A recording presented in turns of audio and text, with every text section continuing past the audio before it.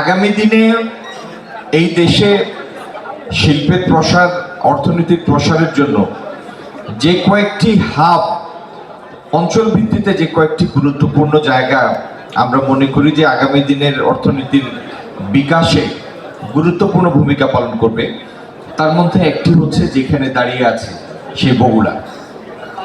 কারণ Bogura light engineering শিল্পের জন্য বাংলাদেশে আগামী দিনে একটা পথিকৃতে পরিণত হবে, এ বিষয়ে আমাদের কোনো সন্দেহ নাই। এবং এই জিনিসটাকে ফ্যাসিলিটেট করার জন্য এই সরকার বিভিন্ন মুখী পরিকল্পনা করেছে।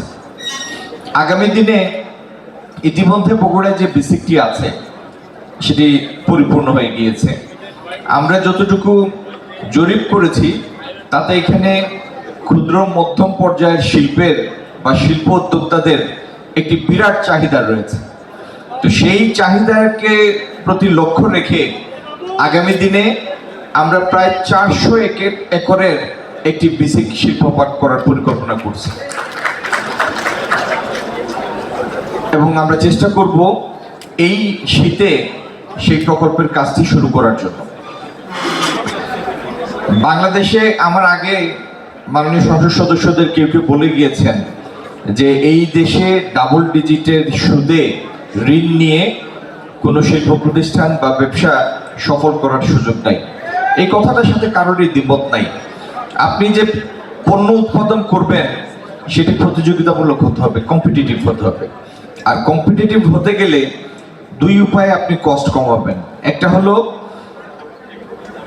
উৎপাদনশীলতা বৃদ্ধি, এফিসিয়েন্সিটা হাই হবে, প্রোডাক্টিভিটি বেশি হবে যাতে ইউনিট প্রতি খরচ কমে আসে। আর দ্বিতীয় হলো যেটি ঋণ করবেন তার কস্ট অফ ফান্ড কম হবে। এই দুই উপায়ে পণ্যের মূল্য কমিয়ে আনা যায়, প্রতিযোগিতামূলক করা যায়, ভোক্তাদের জন্য সাশ্রয়ী করা যায়। তো এটি নিয়েও আমরা কাজ করছি।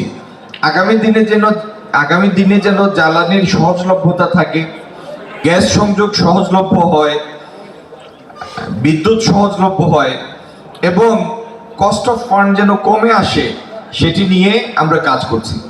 আর বিসিকে যারা শিল্প প্রকল্প করবেন তারা ক্রেডিট হোলসেলিং এর আমাদের একটা স্কিম আছে, সেই স্কিমের অধীনে যেন 6-7% সুদে ঋণ পেতে পারেন সেটির ব্যবস্থা ইনশাল্লাহ হবে। এবং আরে ভাই তালি দিলে মন খুলে দেন, এই 4টা-5টা করে দিচ্ছেন কেন?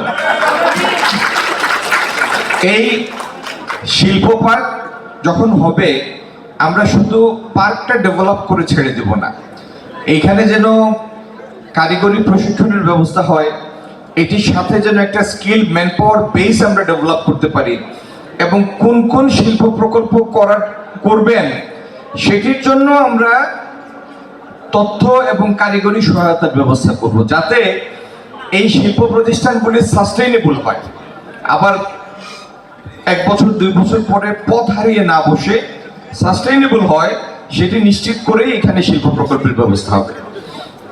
যোগাযোগ, রেল যোগাযোগ, সড়ক যোগাযোগের বিষয়ে আমার আগে মাননীয় মন্ত্রীরা বিস্তারিত বলেছেন, আমার আর নতুন করে কিছু যোগ করার নাই।